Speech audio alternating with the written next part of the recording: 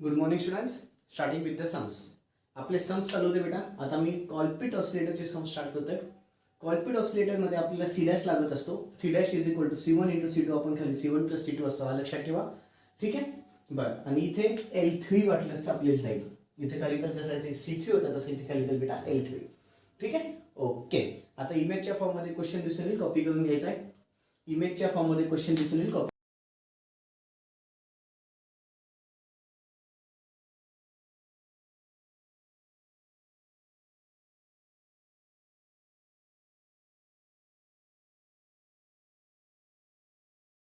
करून घ्यायचा आहे. अपेक्षा करतो झालं असेल. काय म्हणतोय बेटा, draw the circuit diagram of Colpitts oscillator. Circuit diagram काढा, त्याचं वर्किंग पण एक्सप्लेन करा. पुढे in a transistor is Colpitts oscillator C1 is equal to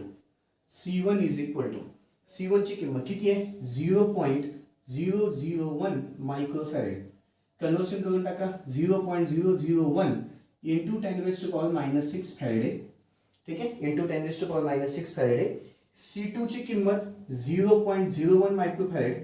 0.01 microfarad. पुन्हा याचं 0.01 इंटू 10⁻⁻6 फॅरेड आहे. ठीक आहे.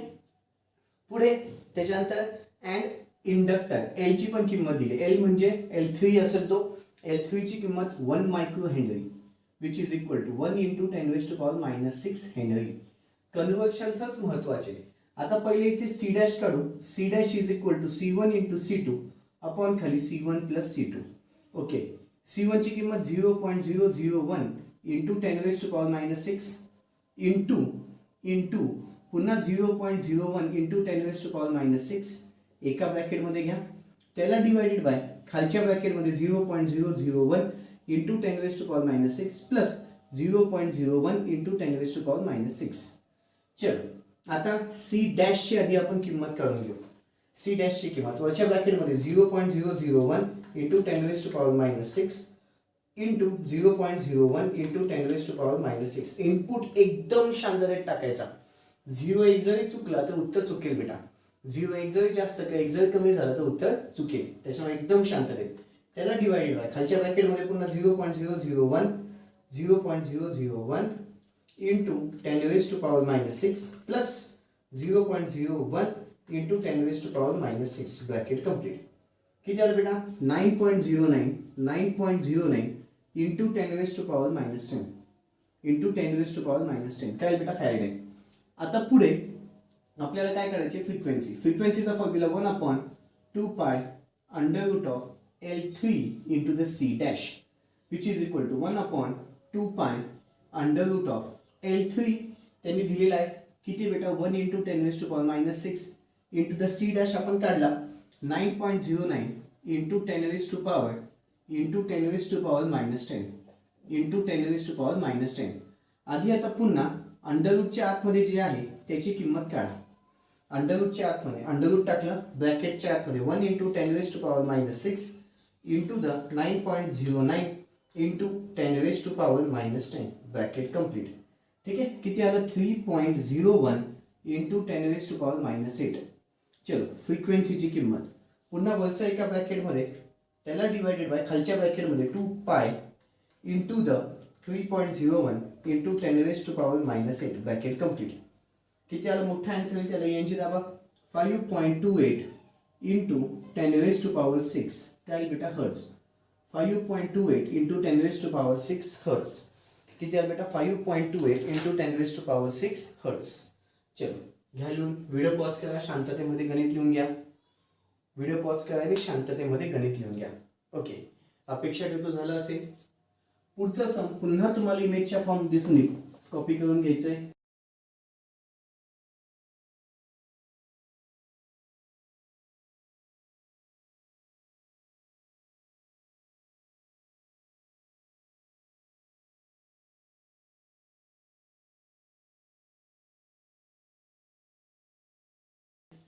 पुढचं सम पुन्हा तुम्हाला इमेजच्या फॉर्म मध्ये दिसून येईल, कॉपी करून घ्यायचं आहे. ओके. पुन्हा draw the circuit of Colpitts oscillator म्हणतोय which has C1 is equal to. C1 ची किंमत किती बेटा? 250 पिकोफॅरेड. कन्वर्शन करून टाका आधी. 250 त्याला गुणिले 10⁻⁻6 फॅरेड आहे. पुढे C2 ची किंमत पण दिलेली आहे 100 पिकोफॅरेड, पुन्हा कन्वर्शन 100 इंटू 10⁻⁻6 फॅरेड आहे. त्याच्यानंतर L म्हणजे L3 असेल, त्याची किंमत 60 micro henry, conversion 60 into 10⁻⁻6 sorry pico ना, माय मिस्टेक, पिको म्हणजे 10⁻⁻12 असतं, सॉरी बेटा 10⁻⁻12 आणि मायक्रो म्हणजे 10⁻⁻6 काय बेटा हेनरी. ठीक आहे, पिको आहे, पिको म्हटलं 10⁻⁻12 येतं, पिको म्हटलं की काय बेटा 10⁻⁻12. सगळ्यात पहिले C dash is equal to C1 into the C2 upon खाली C1 plus C2. Okay, C1 250 त्याला गुणिले 10⁻⁻12 -12, ठीक आहे, इंटू द 100 इंटू 10⁻⁻12 एका ब्रॅकेटमध्ये, त्याला डिवायडेड बाय खालच्या ब्रॅकेटमध्ये पुन्हा 250 गुणिले 10⁻⁻12 plus 100 into the 10⁻⁻12. Okay, C डॅशची किंमत कॅल्क्युलेशन्स करा. C डॅशची किंमत ब्रॅकेटच्या आतमध्ये 250 त्याला गुणिले 10⁻⁻12 इंटू द पुन्हा 100 इंटू 10⁻⁻12 ब्रॅकेट कम्प्लीट, त्याला डिवायडेड बाय पुन्हा 250 गुणिले 10⁻⁻12 प्लस पुन्हा 100 इंटू 10⁻⁻12 ब्रॅकेट कम्प्लीट. ठीक आहे, किती आलं बेटा 7.142 इंटू 10⁻⁻11 काही फॅरेड आहे. एकदा का C डॅश भेटला की मग पुन्हा काय काढायचं आपल्याला, frequency is equal to 1/2 pi under root of L3 into the C dash. चलो 1/2 पाय अंडर रूट ऑफ ब्रॅकेटच्या आतमध्ये L3 60 into 10⁻⁻6 into the C डॅशची किंमत 7.142 इंटू 10⁻⁻11. चलो आधी बेटा अंडर रूटच्या आतमध्ये जे आहे ते सोडवा, मग पुढचं बघू. अंडर रूटच्या आतमध्ये ब्रॅकेट उघडली, मग 60 इंटू 10⁻⁻6, ठीक आहे, into 7.142 into 10⁻⁻11 bracket complete, 6.546 into 10⁻⁻8. Okay, चलो मग फ्रिक्वेन्सीची किंमत वरच्या एका ब्रॅकेटमध्ये, त्याला डिवायडेड बाय खालच्या ब्रॅकेटमध्ये 2 pi into the 6.546 into 10⁻⁻8 bracket complete. ENG दाबा 2.431 इंटू 10⁻6 काय पुन्हा hertz, 2.431 into 10⁻6 hertz, 2.431 into 10⁻6 hertz. चलो व्हिडिओ पॉज करा, गणित लिहून घ्या. व्हिडिओ पॉज करा आणि गणित लिहून घ्या. व्हिडिओ पॉज करा आणि गणित लिहून घ्या. अपेक्षा ठेवतो झालं असेल. पुढचा सम पुन्हा तुम्हाला इमेजच्या फॉर्म दिसून येईल बेटा, कॉपी करून घ्यायचं आहे.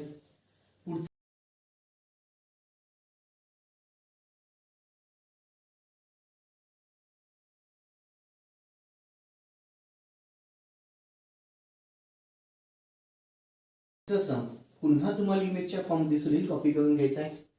ओके, थोडंसं टिपिकल समय बेटा. आता इन अ कॉलपिट ऑसिलेटर C1 ची किंमत दिलेली. C1 किती म्हणतो बेटा 0.2 मायक्रोफॅरेड, कन्वर्शन करून टाका 0.2 इंटू 10⁻⁻6 फॅरेड आहे. पुढे and C2 is equal to 0.02 microfarad, conversion 0.02 into 10⁻⁻6 farad आहे. If the frequency of the oscillation, frequency देऊन दिली किती म्हणतोय 10 kilo hertz, conversion 10 into the 10⁻³ hertz. ठीक आहे, find the value of the inductor, find the value of the inductor, find the value of the inductor. ठीक आहे, आणि इंडक्टरची व्हॅल्यू काढायची आहे. Find the value of inductor, इंडक्टरची व्हॅल्यू काढायची. पहिले तर आपण C डॅश काढा. C dash is equal to C1 into the C2 upon खाली C1 प्लस C2.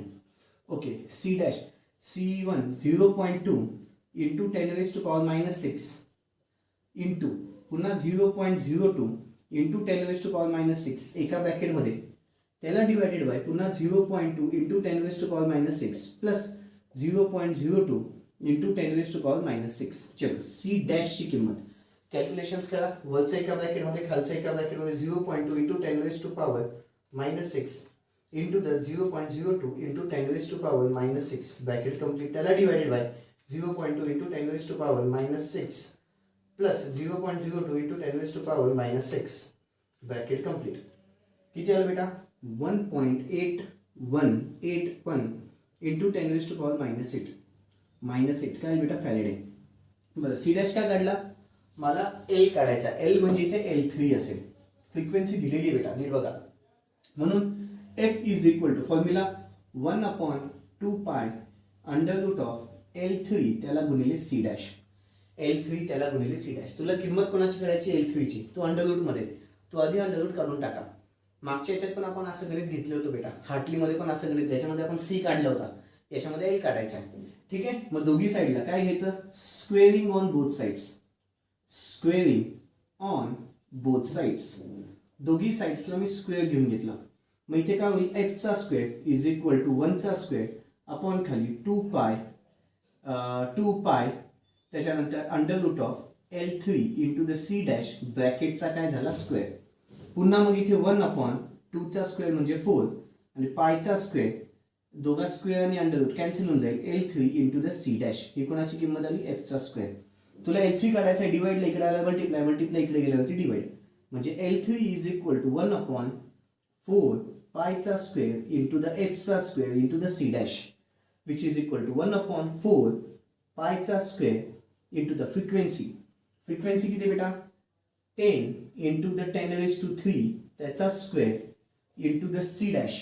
सी डॅशची किंमत 1.8181 इंटू 10⁻⁻8.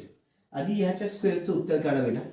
1 डिवायडेड बाय खालच्या ब्रॅकेटमध्ये 4 पायचा स्क्वेअर जसाच्या तसा, आधी याचा स्क्वेअर काढा, ब्रॅकेट उघडली, 10 इंटू 10⁻³ त्याचा स्क्वेअर, 10 इंटू 10⁻³ त्याचा स्क्वेअर, ENG दाबा, 100 इंटू द 10⁻⁶, 100 इंटू द किती आला बेटा 10⁻⁶, 100 into the 10⁻⁶. Okay, into the 1.8181 into 10⁻⁻8.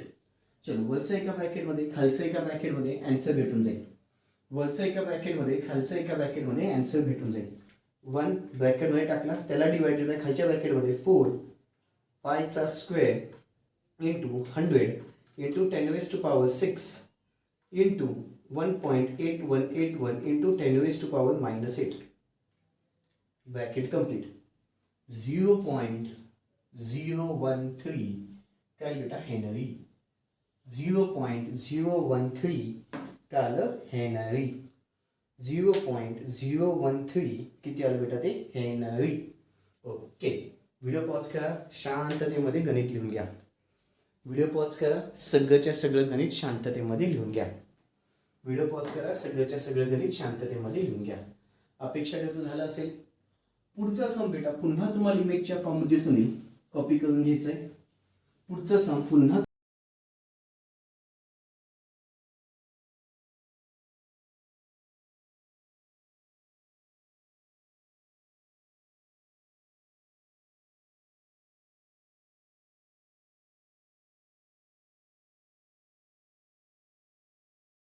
तुम्हाला इमेजच्या फॉर्ममध्ये दिसून येईल, कॉपी करून घ्यायचं आहे. ओके, आता जर तुम्ही क्वेश्चन नीट बघितला तर तुम्हाला तर सर्किट डायग्राम पण दिलेली आहे बेटा. काय दिलेली आहे आपल्याला, सर्किट डायग्राम पण दिलेली आहे. आणि मग त्याच्यानंतर आयडेंटिफाय द सर्किट डायग्राम आणि find the frequency. Identify the circuit diagram, आता फक्त त्यांनी सर्किट डायग्राम वेगळ्या पद्धतीत काढली आहे. तर त्यांचे फीडबॅक सर्किटचे खालच्या साईडला सर्किट आहे बेटा ते बघा. त्याच्यामध्ये एक इंडक्टर आहे आणि वरती 2 कॅपॅसिटर आहे, दिसत आहेत का. एक इंडक्टर 2 कॅपॅसिटर, एक इंडक्टर 2 कॅपॅसिटर, एक इंडक्टर 2 कॅपॅसिटर, काय झालं कॉल्पिट ऑसिलेटर. ठीक आहे. मग इथे लिहिता येईल the circuit diagram is of the circuit diagram is of the circuit diagram is of Colpitts oscillator. The circuit diagram is of Colpitts oscillator. जी सर्किट डायग्राम आहे ती कोणाची बेटा कॉल्पिट ऑसिलेटरची आहे, ज्याच्यामध्ये आपल्याला किमती दिलेल्या आहेत C1 C2. C1 ची किंमत 0.1 आहे ना, राईट, सॉरी 0.01 आहे. 0.01 मायक्रोफॅरेड म्हणजेच 0.01 इंटू 10⁻⁻6 फॅरेड आहे. पुन्हा C2 ची पण किंमत तीच आहे बेटा. C2 ची किंमत 0.01 मायक्रोफॅरेड म्हणजेच 0.01 इंटू 10⁻⁻6 फॅरेड आहे. ओके, आणि त्याच्यानंतर इंडक्टरची पण किंमत दिली आहे L3 ची 116 मायक्रो हेनरी. 116 गुणिले 10⁻⁻6 हेनरी. ओके, पहिले C dash C1 into the C2 upon खाली C1 plus C2. Okay, C1 ची किंमत 0.01 इंटू 10⁻⁻6 इंटू 0.01 इंटू 10⁻⁻6 एका ब्रॅकेटमध्ये घ्या, त्याला divided bye 0.01 into 10⁻⁻6 plus 0.01 into 10⁻⁻6. चलो करा कॅल्क्युलेशन. सी डॅशची किंमत भेटेल. सी डॅश वरच्या ब्रॅकेटमध्ये 0.01 इंटू 10⁻⁻6 इंटू 0.01 इंटू 10⁻⁻6